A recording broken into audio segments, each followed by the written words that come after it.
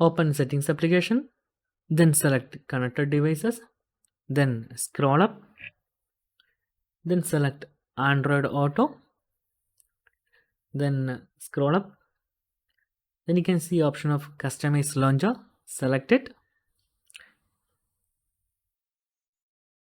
Okay, then you can see our Android Auto Launcher applications can simply enable or disable applications.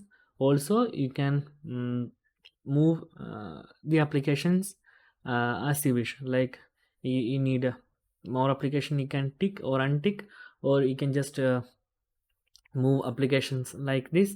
Press and holding the dots and just move it, then it is automatically changes the order. Okay, and also you can set the custom orders and also alphabetic orders and other options. And also you can see here you can add shortcuts to launchers.